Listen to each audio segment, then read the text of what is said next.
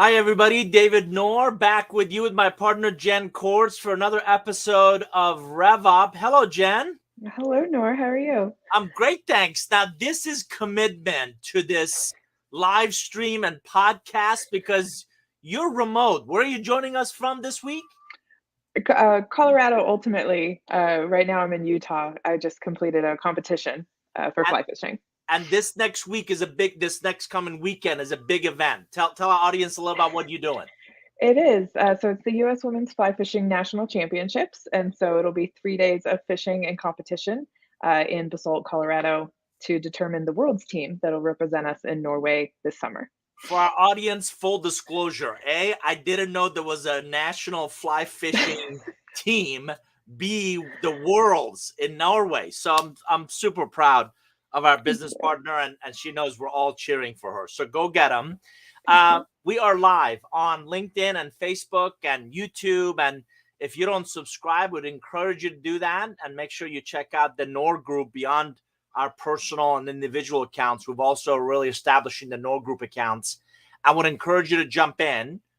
We do these RevOps sessions 11 a.m. Eastern every Tuesday, and we do a combination of insights and best practices and ideas and perspectives from our own kind of lens and purview and work with clients. But also we have guests and we have CMO highlights. We bring in practitioners.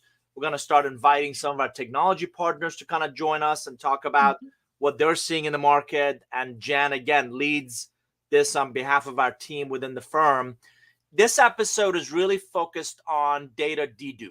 And if you have ever, it's embarrassing because when you contact someone with the exact same message more than once, or different parts of the organization contact them with misaligned kind of messaging, or multiple people call them asking for the same thing, it really dilutes, I believe, your credibility and I believe your repute.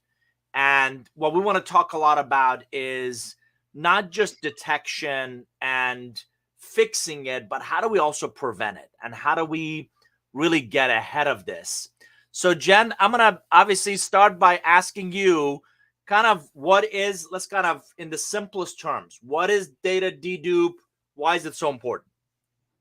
Yeah, so data dupe at its basic level is just having one record for everybody in all of your systems. So single source of truth across every system. A lot of the tools have individual databases. So Salesforce has names, your marketing automation system has names, your contact system may have names. You need to have the same information across all of them and just one record for each. And so at dedupe is just making sure that you don't have duplicates and you don't have conflicting information or old information, because people move jobs and maybe you have their old email address, but then you also have their new email address and you're contacting them at both with different messages. So it's just trying to make sure that your database is as clean as possible. So I've been really curious. I honestly don't know why people do this, but their formal name is William, but everybody calls them Bill. Does that cause issues, or there a unique identifier that tells you that's the same person? Generally, with unique identifiers, you want it where it's something that is actually unique. With William, Bill, tons of people do it. There's tons of Williams. So using something like email address or giving them like a user ID that's unique, a set of numbers, a name, whatever, like that's actually a better unique identifier than trying to use people's names, because you could have a William Smith and you could have 12 of them. And so how do you know which William Smith you're actually trying to talk to? So giving them a different mechanism for uniquely identifying them is a best practice. And data dedupe is not just merging. It's not just it genuinely is removing duplicate information that might be in your systems. Yeah, it's removing duplicate, it's removing conflicting information to make sure that it's truly the most up to date and accurate information that you possibly could have about that person. And so, I mean, Nor, you spend a lot of time with executive buyers and just executive leadership teams. What do you get the sense that their impression of data reliability is? Yeah, so I think intellectually, most leaders I work with certainly understand the value of clean data, and that's typically how they describe it. And you would appreciate, and you and I've done this with clients where we ask them, "What's your confidence level in the accuracy of that data?" And we get, at best in the 70%, and that's, by the way, high confidence, right? 70%, 80%, I'm sure we've got, pretty decent. And they also hedge their bets, right? I think we got maybe roughly possibly decent data, right? There's just no Or they give you a range. right, between 50 and 30 and 50%, right? So they realize intellectually the critical nature of accurate information. Obviously, I'm not convinced they know how to do it. It's done consistently. It's an ongoing, it's not a one and done event. It's got an ongoing process, if you will. I'm also not sure, and I'd welcome your perspective on this. Like, I've yet to meet the data cleansiness, leader in any organization, right? So whose job is it, right? Who's the janitor that's supposed to kind of walk around and just make sure that organization wide we're very intentional about how we think of data and how and where we capture it and how do we get the most out of it. So, Well, go ahead. you and I have talked before, and in a previous podcast, I brought up the point that data integrity is really everybody's job. Like all hands, all rising tides lift all ships. And so if everybody's making small adjustments to proper capitalization or proper email, phone numbers or emails addresses, like over time, the database gets much more clean more quickly. But yeah, to your point, there really isn't a dedicated group, team, title, job that you hire somebody for of you're in charge of all data. Like it is your job to make sure all of this data is clean. A lot of organizations throw it to the ops team, but that can also create its own headaches and friction and things like that, which we can talk about later in this session if So it for our comes up. audience, break down the strategies. So I have databases plural, right? Where do I start? What am I trying to do? How do I and you and I have walked into places where I love it when the executives tell us, "Oh, you're starting with a clean slate." No, you really aren't, right? There's always we walk into some environment where they've either bought lists or they've created their own or grabbed them from their website, or everybody's got some sort of list. So break down the strategies for us. Where do you start? How do you really embrace or embark on a data dedupe approach?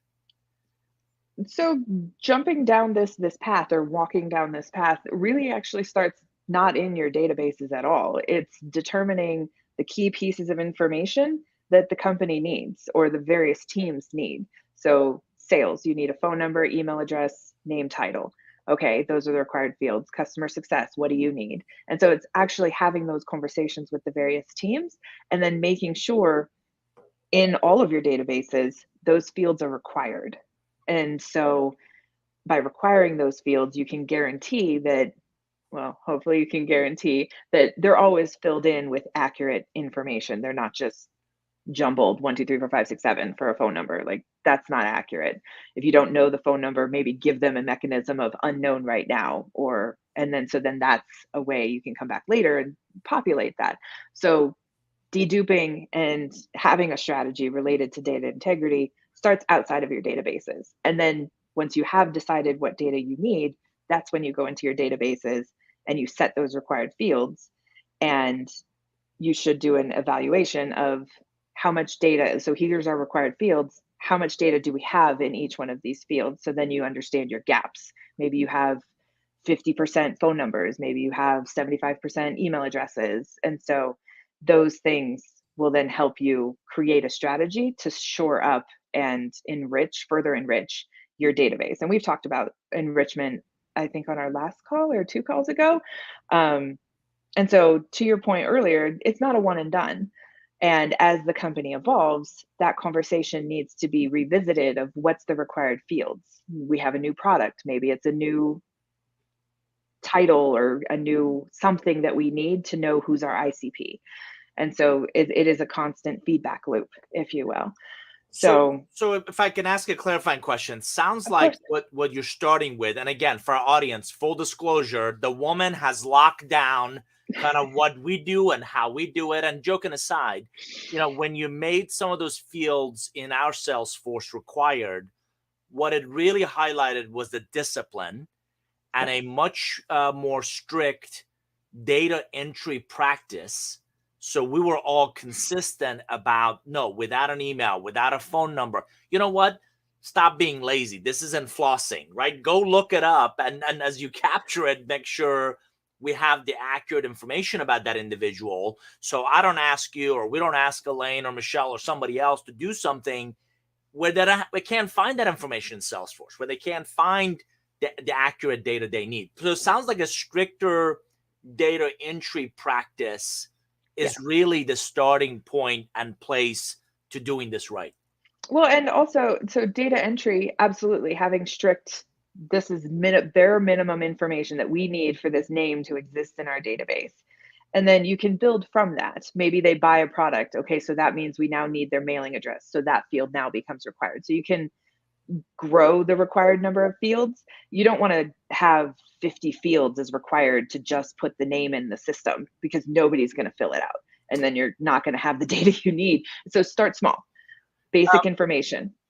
Yeah, and we also talk about automation. So Yes. there's definitely some automation tools. Talk about those a second. And are they the end all be all? Or, I mean, like, is it George Foreman grill, set it and forget it? Or do I still need the human intervention to make sure the tools are doing what they need to?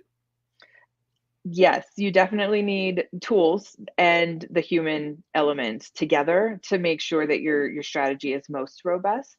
And it's definitely not a set it and forget it. I think we've covered it previously.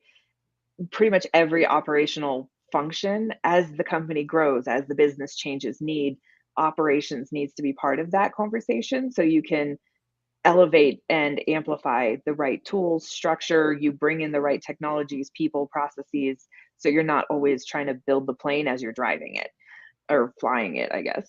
And so having a feedback loop mechanism for everything that you do is really, really important. And data integrity is one of them. What are some of your favorite tools?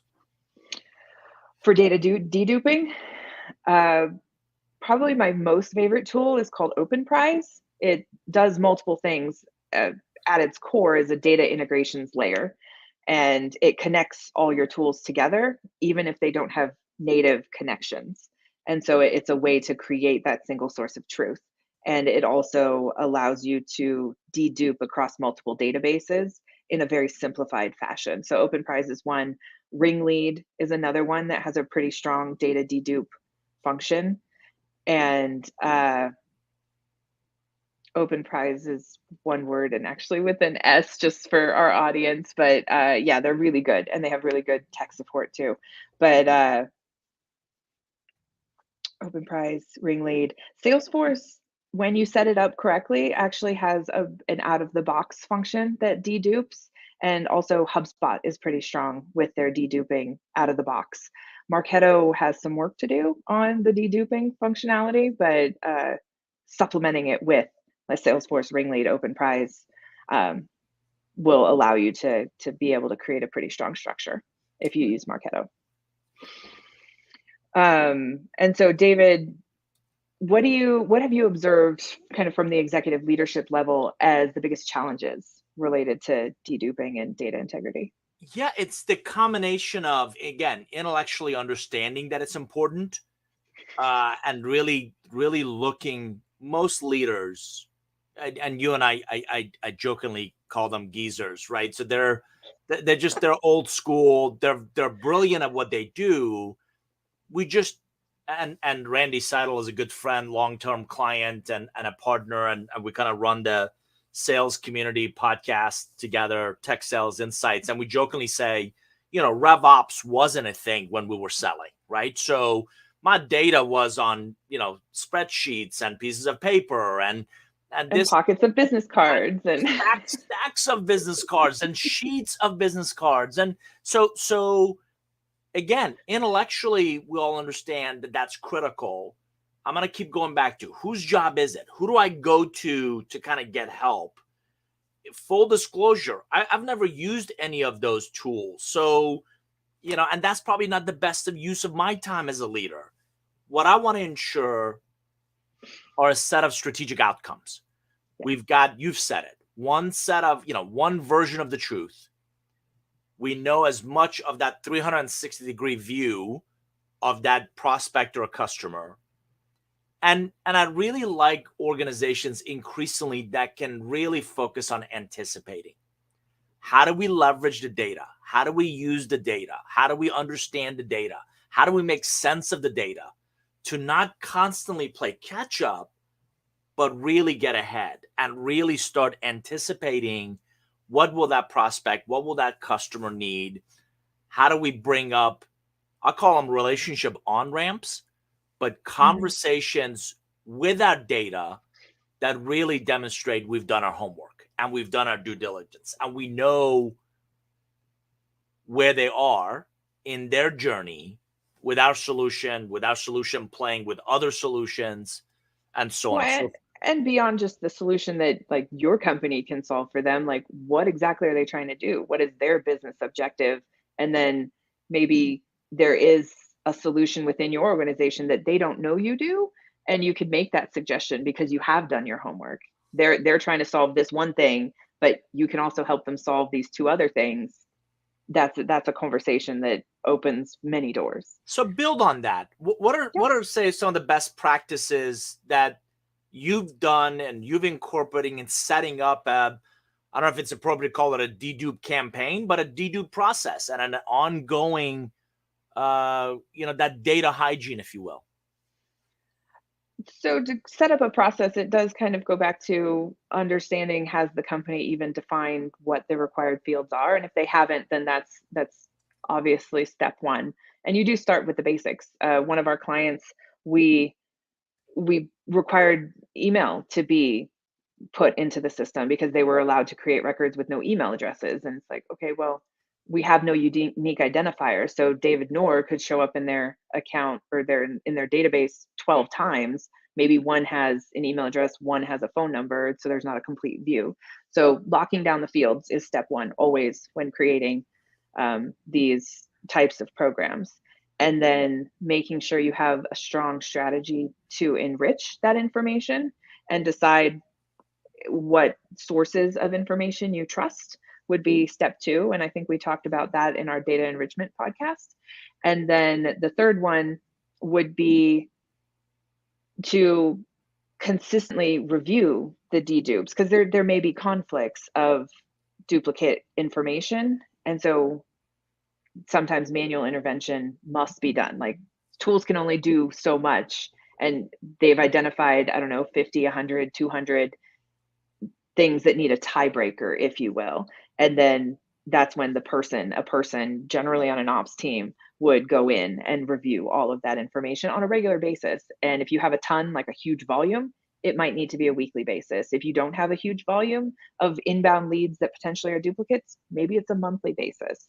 But constantly review and fine tune and tweak would be the best way to manage your data deduping and your data integrity process. Quick question of you. We've Of seen course. AI and ML in a lot of different Mhm. environments. Has that technology or that approach worked its way into the dedupe space? Because it seems logical to think, are there algorithms that can learn behaviors and learn what we do and how we do it? And again, take some of that heavy lifting kind of off of my plate. So it kind of intelligently does it for me, understanding William and Bill Johnson at this company is actually the exact same person. So let's kind of merge or clean up, or, let me also go look at his LinkedIn profile. And there, everybody calls him Bill. So it really is Bill and not William, as an example. Right.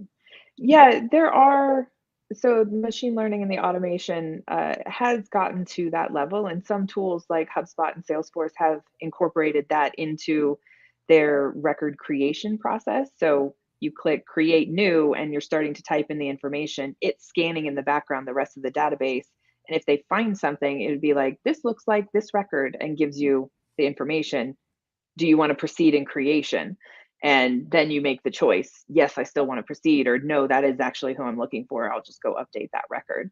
So there are tools that are incorporating that. And even further than that, like the machine learning or the AI, like website personalization technologies, as magic as they are awesome.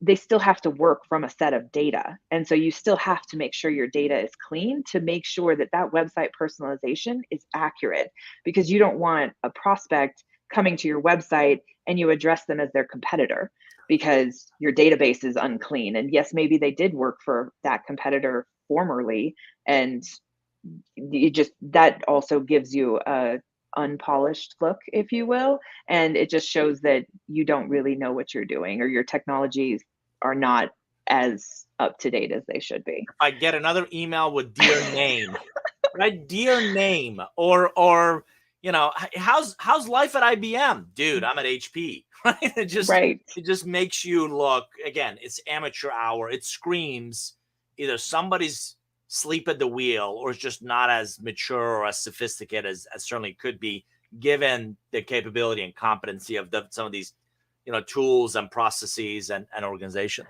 Well, and building on that, like if you do have multiple records of the person, so the Will and William and Bill example, if you have the same email address in there and you send a mass email blast, they might get the email twice, one saying Dear William and the next one saying Dear Bill. And it's like, okay, you realize you just kind of spammed me. And that's also not a good look for a company. And it builds on, I tell every client that in every interaction, digital or physical, you have an opportunity to enhance and elevate that relationship, that interaction, or you're going to dilute it. And the more you stumble over your own feet, the more you just demonstrate that either you don't care. I always say incompetent, indifferent, or just poorly trained, right? And it's not, the infrastructure isn't there. It's not helping. It's not helping your brand. It's not helping. And particularly since we're all competing for mind share and wallet share, right? Mm-hmm. And those little things can make the biggest difference. And it makes people feel special. But building off of the sort of the relationship and building those further with clients and prospects, like why do you believe data duplication or deduplication, excuse me, is so culturally and behaviorally challenged within organizations? Yeah, I got to tell you, one of the things that I coach a lot of leaders to think about is you have to inspect what you expect. And I was recently in a conversation with a chief revenue officer, and we were specifically talking about the MEDDIC process. I think a lot of our audience members may have heard of it. If you haven't, it's a sales methodology, and MEDDIC, MEDDIC, stands for metrics. What's the economic impact of the solution, or why would they do this? Economic buyer, like who's responsible for whether this works or doesn't. Decision criteria is another one. What's their technical vendor decision process? Identifying the pain, champion, and competition. So MEDDIC, MEDDIC, is a really a checklist. It really is a scorecard, if you will. And it's often the answers are binary, right? Do you have an economic buyer or you don't? If you don't do MEDDIC reviews of your opportunities, you're not inspecting what you could do all the training in the world you want. And that's also true with relationship economics and co-create, a lot of stuff that we do. If you don't integrate it into the DNA of the culture, into the fabric of the culture, I just don't believe you're going to get the results you're after. So you can't be upset as a leader with that inaccurate report or that dashboard that's way off on what we're doing, what we're not doing, if you don't inspect, if you don't drive behavioral changes and a cultural commitment to data hygiene. And again, I don't want to stand up and pretend we're all high. We're working on ourselves, right? We're working on cleaning up our own databases. And hey, does our Salesforce match our QuickBooks? And does it match our Campaign Monitor? And does it match the people that come to the website and people that download our stuff? And our Norform community, do we have that information? And so this is not an event. this is an ongoing development opportunity. It's going to be an ongoing challenge and an ongoing opportunity. And the only way I know how to really get and keep your finger on the pulse of what's happening is to make it cultural, to make it behavior changes. Does that make sense? Does that resonate? Is that consistent with what you've seen? That does, yeah, and having these sort of best practices and processes built in from the DNA structure, and everybody can hold each other accountable to uphold and complete this information. It definitely is cultural. Like, if somebody can go off and do their own thing, then that sets the tone of, oh, well, these are guidelines and I really don't have to follow them. And then that's a cascading problem. So yeah, setting it as the DNA, top down, bottom up, side to side, it's really important across a lot of different practices and processes, not just deduplication or data hygiene. Like, all of them should really be baked into the DNA of a company. So you talked about best practices. I want you to flip the coin. What are Yeah. some of the biggest pitfalls you see? Because again, we intellectually understand that data hygiene is important. What are some of the pitfalls you see in organizations committing to implementing, kind of really prioritizing kind of that data dedupe? Yeah, so there's several pitfalls that you can have, and while defining the fields is really important from the get-go, bless you. Um, defining the fields from the get-go, like I mentioned, when you set too many fields, then people aren't going to adopt it. But if you set too few fields, then you're not actually getting the minimal viable data that you need to even operate. So then what's the point of having the rules? So that's one pitfall. On the other side, related to the dedupe rules, it's very similar. Like, you set the deduplication bar so high that everything starts coming up as a dedupe. So the William Smith, and then you have the email address, like, just the William Smith blocks them, even though the email address is all different. And so creating that becomes friction. And again, people then won't want to work with it. But then if you set it too loose, then you do start getting duplicates within the system. And then again, what's the point of having your dedupe rules in place? So being too strict or too loose in both regards is probably one of the biggest pitfalls that I see. And then also just not growing it and organically changing it as the business changes. They do set it and forget it. And so they were a 50-person company and this information worked then. You're now 1,000-person company and they're still using the same, well, that's how we've always done it. That is the worst answer that you possibly ever can give for anything, because there's always a better way to do it. There's always a more evolved way of doing it. And yes, it's hard. Change is hard, but making sure that the business is operating at the most optimal level is really important for revenue growth, for people wanting to work there. And so it's key. And so that those are probably the three big pitfalls that I can see related to deduping. And so turning to you, Noor, like, where have you seen data hygiene and integrity be really relevant to leaders? I have to tell you, I think the biggest one and the one that gets the biggest highlight on it are board presentations or senior leadership retreats, where one leader gets up and raves about how successful that marketing campaign was or that product launch was.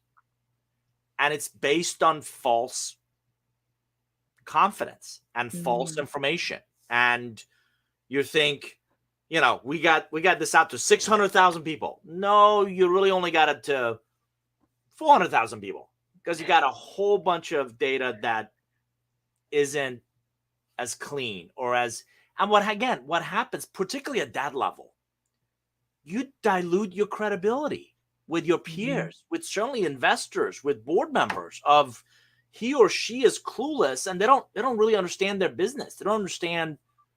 They don't have their finger on the pulse of the business. If you're reporting, if you're high-fiving each other on the success of something, and it's based on inaccurate information.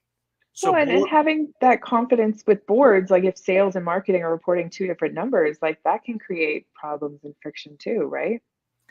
absolutely. And it goes back to he said, she said, right? Or wait a minute. So marketing is saying we did this, but sales doesn't see it. Or product is mad because we reached out to existing customers trying to prospect them with something that they already own, and they're like, wait, this is a they already own that stuff. They're using it. And it's that the reverse of that credibility by association. It's really the amateur hour by association, right? It makes everybody look bad when this isn't, and they see it that this isn't, again, cultural. It's not, and it's also got to be set from the top. I've always believed the behaviors you seek have to be modeled from the Yes. leaders. That's what really servant leadership is about, is let me demonstrate to you that this is important, and this is important to our organization and where we're trying to go. And by the way, I have to have, as you said, confidence in that report, in that integrity of that data, to then go in front of my investors or my board or my colleagues and say, here's our baseline, here's what we've done to improve it, here's how we're better off because of these investments. That's the other thing. Think about the investments you made, whether you buy lists or you stand up multiple systems, and for them not to really contribute to that one version of the truth makes you look like you either don't care, or it was a careless investment in that platform, or again, the data is just not important to you. And none of those really convey credibility and deep expertise, right? Yeah. Um, so you and your team go in, and I love the RevOps baseline assessment you guys do. What do you look for in that data hygiene? What do you look for? Again, we're launching with several clients, you and your team kind of taking over and really supporting their RevOps. What are you seeing in those early looks at their data structure? Yeah, so when somebody like tells us what, like for a couple of our clients where they're like, you've got a clean database, it's like, okay, well, definition of clean is a little relative. Um, and and I mean, we're very honest about it because we all need to start somewhere. And so part of that baseline assessment is figuring out what the foundation is. What do we have? What are we working with? What are we missing? And so then that can set our strategic roadmap. And so one of the first things we do is, do you have required fields? Have you figured out what data is necessary for your business to run, for your people to do the job you've now hired them to do?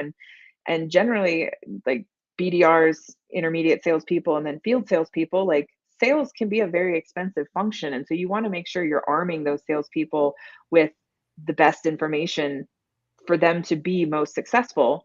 And so it it's just really important to have those required fields set up. And then also through those conversations and through that baseline assessment, we find if it is truly a cultural thing, or does leadership even buy into this practice, or is it something that they're entertaining because they know that they have to, and they haven't understood the gravity of what bad data could do for them or do to them. And so part of that baseline assessment is understanding where are we on this spectrum of maturity in a data integrity model and a data deduping, and how mature are these databases? Are they even talking to each other? Or do we have data silos? Like those sort of things are all things that we look for in our data or baseline assessment when we're coming in and doing an evaluation of your hygiene. And some tools do have a great mechanism that'll actually scan the database, and leveraging external tools. So like you have your CRM and your marketing automation system, when you connect a data enrichment tool like a Zoom Info, it can actually scan your database and tell you where your gaps are, which is really helpful because then that also sets a strategy of, oh, I didn't realize we only had 30% phone numbers. And one of the metrics you're holding your salespeople to are number of calls. Well, they can't make phone calls if they don't have phone numbers. So that also highlights areas that you need to either shift and have your salespeople measured on something else, or find a way to get them the phone numbers they need to be most effective in their jobs. So those are some of the things that we look for in our baseline Isn't assessment. it interesting how metrics and compensation drives behavior, right? What Yes. what we found, what people are measured on, what they're paid on, is what they tend to pay attention to. So Yes. it's again, it goes back to measuring and really creating a consistent conversation around the critical nature of this as an enabler of our success. Mhm. Well, and to your point earlier, like, you have to inspect what you expect, and we've talked about it just personally as the NOR group. Having misaligned expectations can create friction, and so if you're expecting your salespeople to be making phone calls, yet you're not giving them the information, again, there's that expectation, and if you don't have a way to measure that, or you don't have a way to track that, so no dashboards, no reports, anything, you're never gonna know, and then you're always going to be frustrated that your salespeople aren't doing what they should be, but you're not finding the root cause of why they're not doing what they should be. So there's that friction. And so for that, Nor, what would you give as your best pieces of advice to executive coaching clients to amplify the value of their marketing and automation investments and their data integrity? Yeah, I got to tell you, I've facilitated, moderated several leadership retreats lately, as you know, and in every one of these, top line growth with inflationary pressures, with the competitive landscape, with the ongoing battle to identify and attract the right talent, with all this headwind, most executives' primary focus is on driving that top line growth. How do we ensure we're in the right place when our target customers are interested in buying?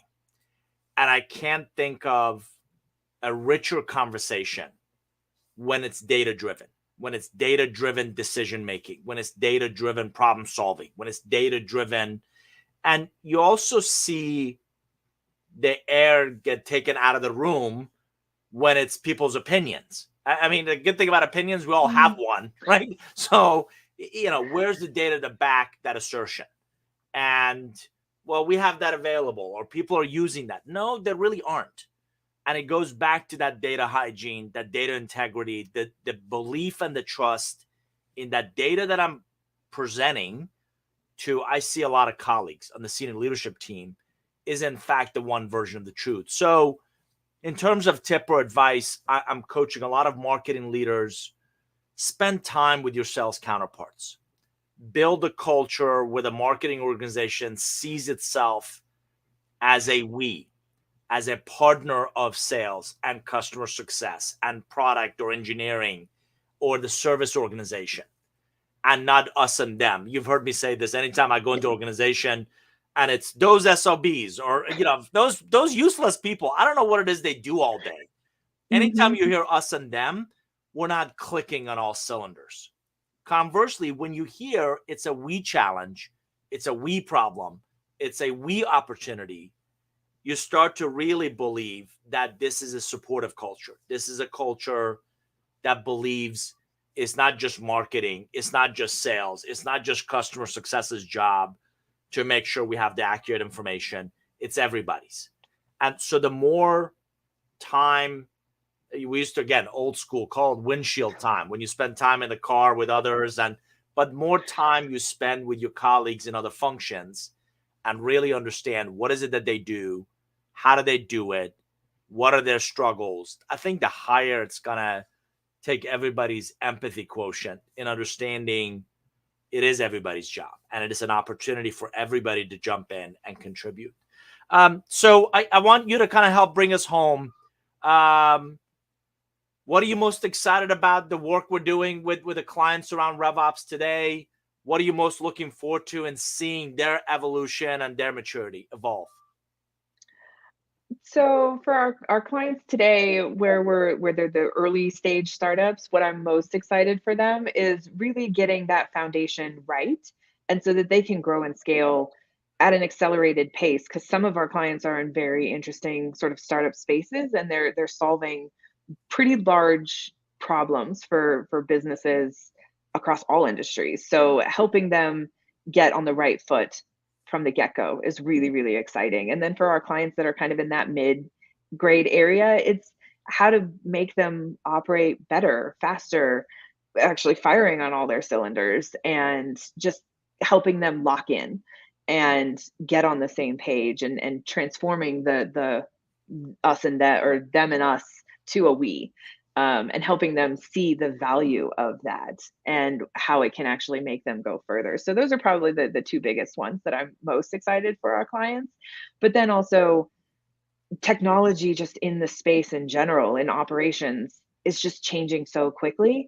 The growing, the scaling, and the switching out technologies to do something better or faster is also really exciting. Just so to level up all of our clients, regardless of size, um, what they're doing and how they're doing it is why I love what I do. Just over the last 15 years, it's really changed. For our audience, I neglect to mention this is episode 9 of our RevOps live stream. We also have the podcast, and from introduction to the accelerated time to close process, the customer maturity model. We highlighted, great CMOs who also get what RevOps is and what it's about. Would encourage you to go back, and if you haven't had a chance to watch some of the previous episodes, do that. Moving forward, starting next week, we're going to dive into our process a little deeper. So next week, we're going to talk about buyer profiles, their needs and behaviors, really focus on that buyer journey and how do we better understand that it's less about us and a heck of a lot more about them, and how do we engage them, right? And really elevate our empathy that our solution isn't the only one they're thinking of or the only problem they have, and we really are a guest in their journey. That's really what Jen and I want you to think about, is your product, your solution is but a sliver of all that they deal with throughout the day.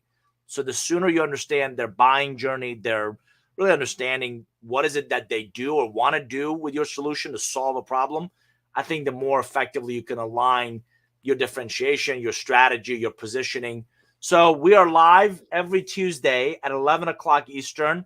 I hope you'll come back and join Jen Cords, my partner, and I, as we really tag team ideas around elevating, amplifying, enhancing the conversation around revenue operations and all that it entails, from marketing technology to sales technology, certainly customer success, and really the insights that can be gathered from each of those. So, Jen, any final comments? Anything that you want to share? I think you wrapped that pretty well, Nor. So I thank everybody for joining us, and come back in the future. Sounds great. Look forward to seeing everybody next time. Again, check out norgroup.com/RevOps. That's our website for this service. And we'll look forward to seeing you next time. Thanks, everybody. All the best. Bye-bye.